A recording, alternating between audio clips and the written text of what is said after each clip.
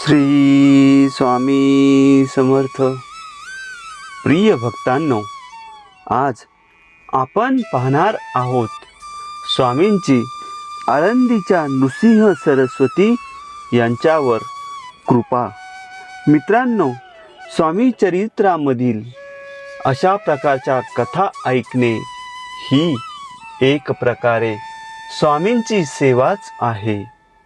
स्वामींची सेवा केल्याने जीवनामध्ये सुख, समाधान, शांती प्राप्त होते. अशा या परमपवित्र कथेला सुरुवात करण्यापूर्वी कमेंटमध्ये श्री स्वामी समर्थ असे लिहून चॅनलला सबस्क्राईब करा. श्री स्वामी समर्थ. आळंदीचे प्रसिद्ध नृसिंह सरस्वती हे चतुशास्त्रात प्रवीण असून मोठे विद्वान होते. त्यांचे योग अभ्यासाचे ज्ञानही चांगले होते. नरसोबाची वाडी इत्यादी कृष्णा तटीचे क्षेत्री त्यांनी हठ योगाचा अभ्यास केला होता. दररोज आसन, प्राणायाम, आज्ञाचक्रभेद होऊन त्यांनी बरीच प्रगती केली होती. परंतु शेवटची समाधी साधण्याच्या त्यांच्या प्रयत्नात मात्र त्यांना यश लागेना. गुरु परंपरेने हठ योगाचा मार्ग कोणी सांगेल म्हणून ते पुष्कळ फिरले, परंतु त्यांच्या इच्छेप्रमाणे त्यांना कोणी गुरु मिळत नव्हता. शेवटी समर्थांची कीर्ती ऐकून ते अक्कलकोटला आले. त्यावेळी महाराजांची स्वारी राजवाड्यापाशी भंडारखान्यात होती. नृसिंह सरस्वतीस भंडारखान्याचे दरवाजात आलेले पाहून महाराजांनी योगशास्त्रातील आज्ञाचक्राभेदाचा श्लोक म्हणून त्यांच्याकडे कृपादृष्टीने पाहिले. त्या सरसी नृसिंह सरस्वतींची समाधी लागून ते खाली बसले. 4 घटकांपर्यंत देहस्थितीचे स्मरण न राहता ब्रह्म तदाकार वृत्ती होऊन ते आनंदात राहिले. पुढे महाराजांनी पूर्ण कृपादृष्टीने पाहताच ब्रह्मरंध्रातून वायू उतरून ते पुन्हा देहस्थितीवर आले. समाधी उतरल्यावर त्यास मोठा आनंद होऊन ते म्हणाले, आपण पुष्कळ वर्षे समाधी योग साध्य होण्याकरिता फार परिश्रम केले. त्याचे फळ महाराजांच्या कृपेने आज आपल्यास प्राप्त झाले. पुढे काही दिवस समर्थांपाशी राहून महाराजांची आज्ञा घेऊन ते परत आळंदीस गेले.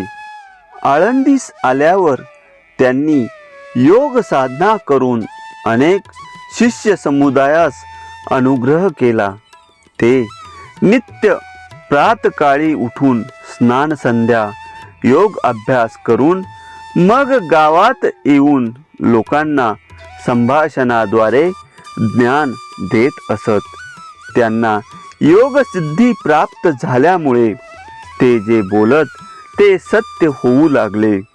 मुंबई, पुण्याचे मोठे बडे लोक त्यांच्या दर्शनास येऊन त्यांचा अनुग्रह घेऊ लागले. नृसिंह सरस्वतींनी आळंदीत धर्मशाळा, नदीकाठी घाट, देवालय अशी बरीच कामे केली. गोरगरिबास अन्न वस्त्र वाटप ते नेहमी करीत असत. या त्यांच्या सेवेमुळे त्यांची बरीच प्रख्याती आळंदी क्षेत्री झाली.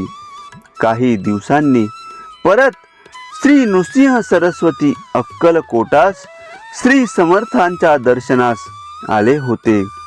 त्यावेळी श्री समर्थ स्वारी गावात श्री रामचंद्राच्या देवळाजवळ होती.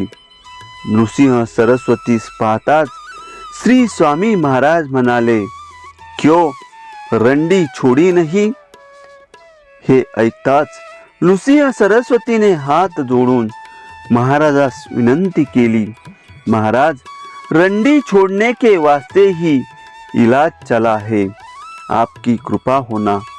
हे ऐकताच समर्थ हसले व जवळ असलेल्या सेवेकरास म्हणाले, अरे, हे मोठे महंत आहेत, यास बसावयास आसन द्या. अशी आज्ञा होताच सेवेकरींनी त्यांना व्याघ्रजिन आणून दिले.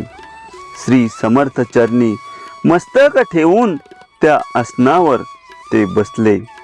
काही वेळाने श्री समर्थांची परवानगी घेऊन ते मठात जाण्यास निघाले. तेव्हा समर्थांचे व श्री नृसिंह सरस्वतींचे संभाषण झाले होते. त्यावेळी श्री समर्थांनी त्यांना रंडी सोडण्यास सांगितले. कदाचित त्यावरील चर्चा असावी असे तेथील लोक समजत होते. रंडी म्हणजे सिद्धी, ती सोडण्याविषयी महाराजांची आज्ञा आहे व त्याप्रमाणे आपण प्रयत्नात असून श्री समर्थ कृपेने लवकरच इच्छा पूर्ण होईल, असे श्री नृसिंह सरस्वतींनी सर्वांना सांगितले.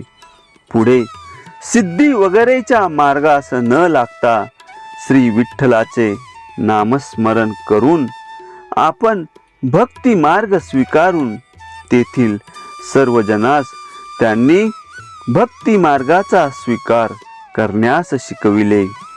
श्री नृसिंह सरस्वतींना फार मोठे सिद्धी पुरुष म्हणून सर्वकडे प्रसिद्धी मिळाली. आळंदी येथे त्यांचा मठ व धर्मशाळा आजही आहेत. त्यांचे भक्त दर्शनाला तेथे नेहमी जात असतात. समुद्र क्षारोदक मेघा हाती होते पियुष, गुरु पायी जाता लाभते तेच सुख. मित्रांनो, अशा प्रकारे स्वामी चरित्रामधील ही पवित्र कथा संपन्न झालेली आहे.